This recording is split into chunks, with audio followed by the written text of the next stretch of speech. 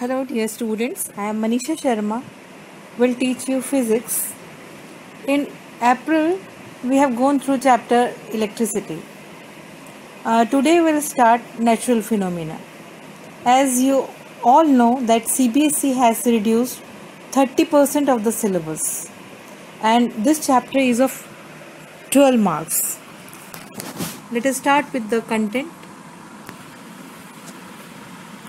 It is natural phenomenon which contains reflection of light by curved surfaces, images formed by spherical mirrors, center of curvature, principal axis, principal focus, focal length, mirror formula without derivation, magnification.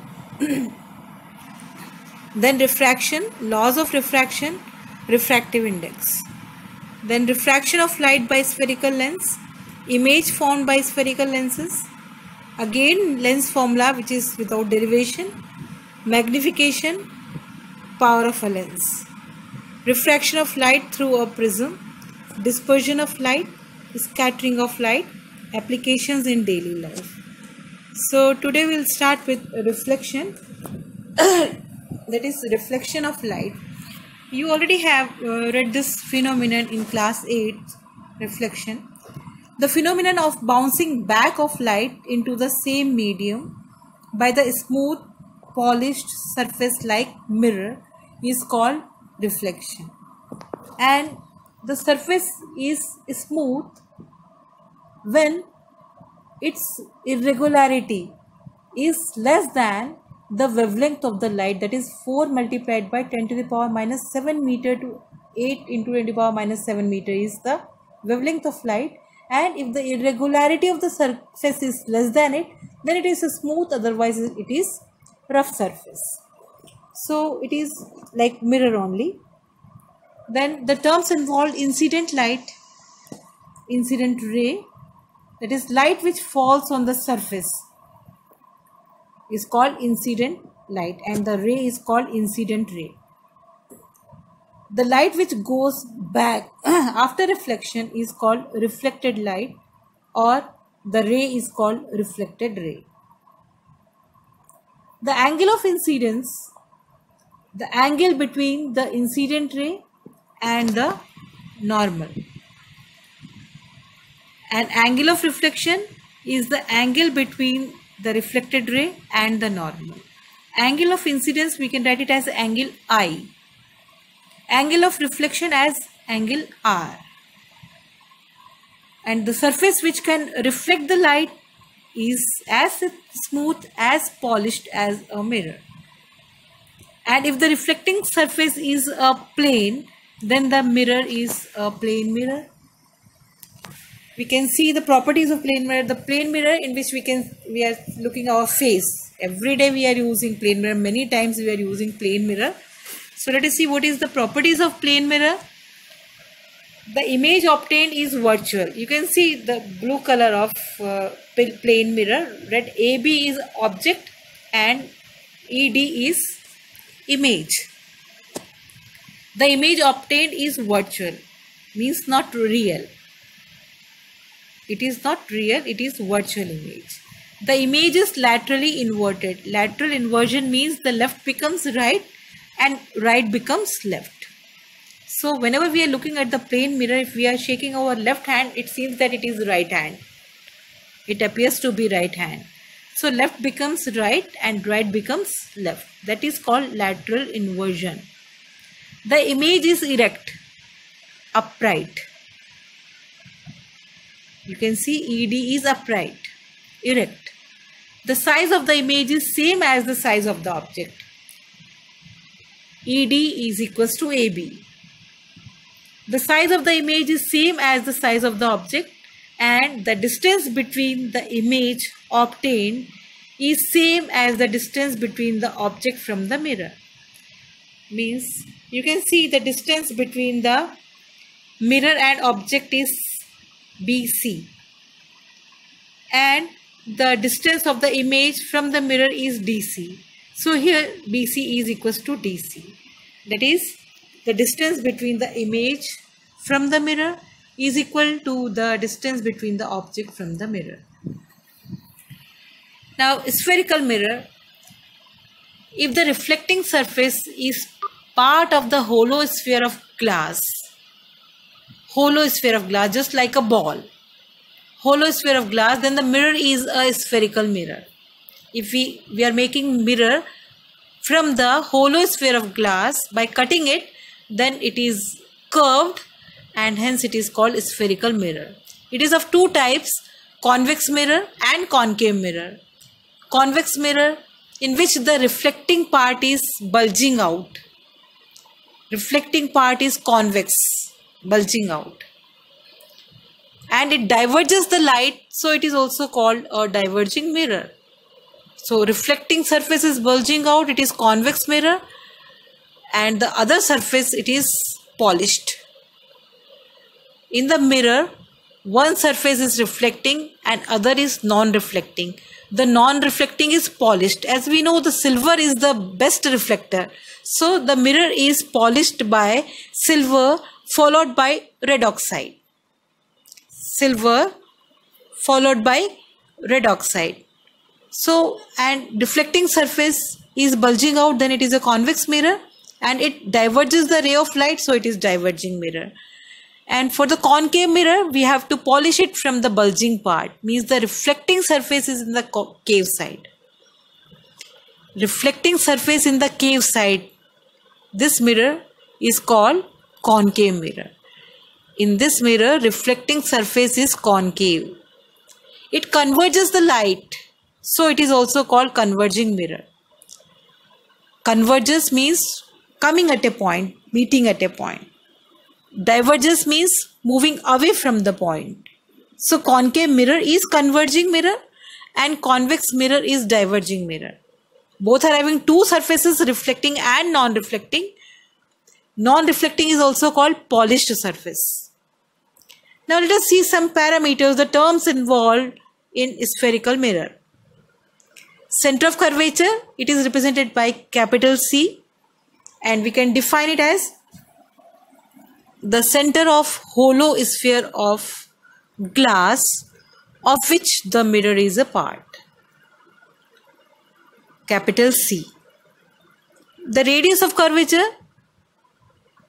capital R. The radius of hollow sphere of glass of which the mirror is a part. Then comes the pole.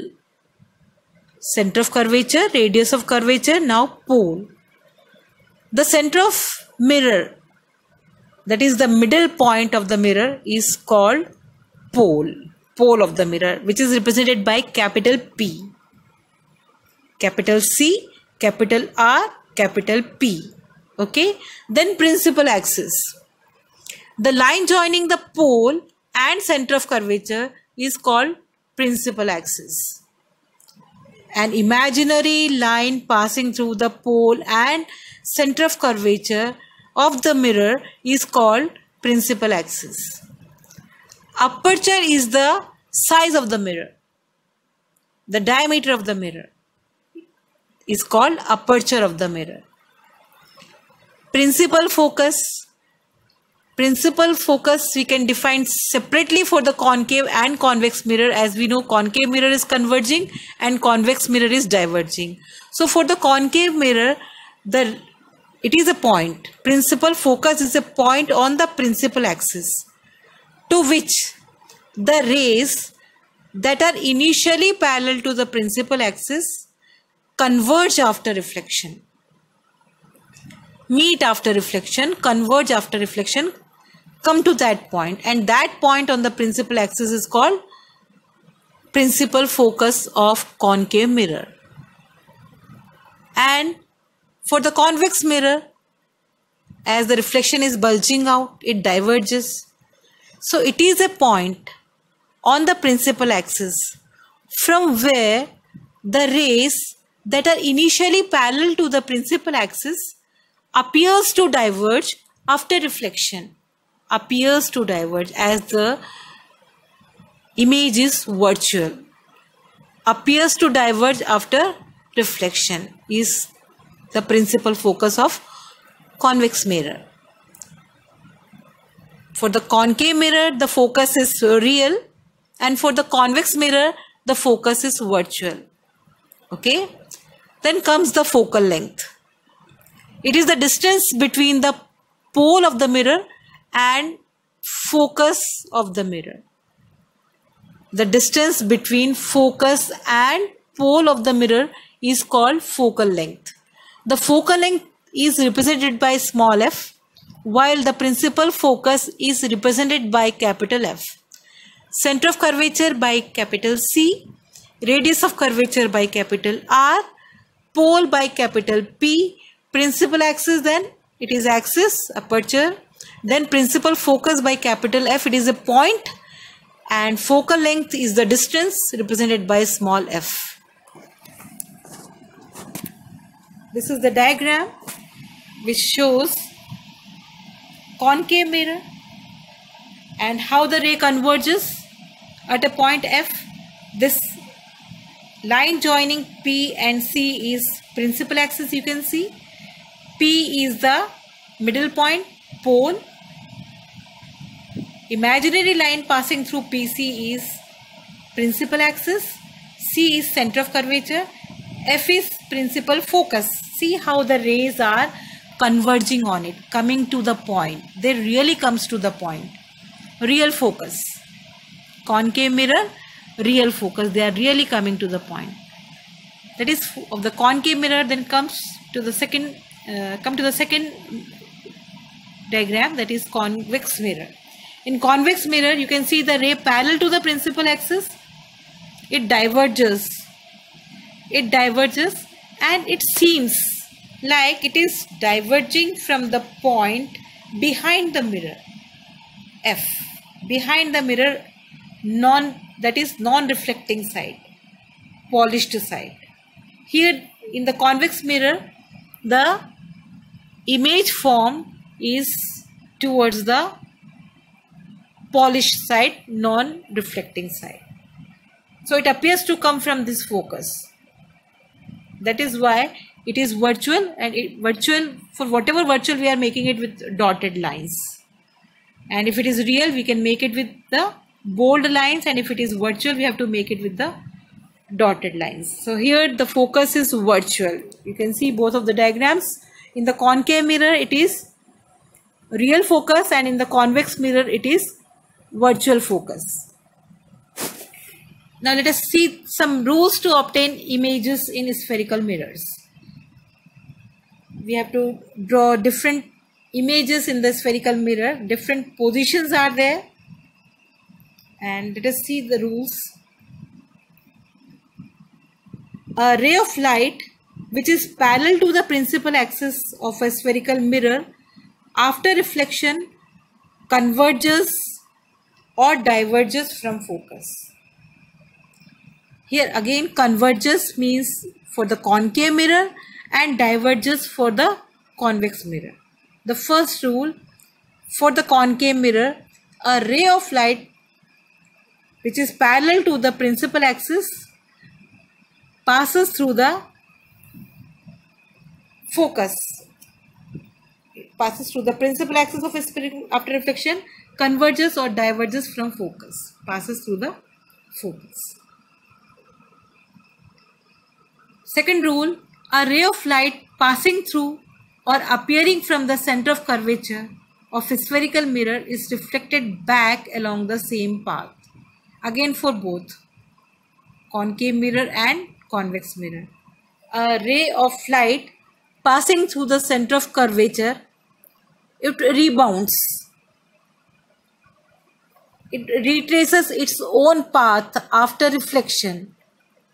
In the concave mirror, it retraces its own path after reflection. Rebounds means they overlap each other. The incident ray and the reflected ray, they overlap each other whenever it passes through the center of curvature. And for the convex mirror, it appears to do so. When the incident ray appears to pass through the center of curvature, it appears to retrace its own path because it is virtual.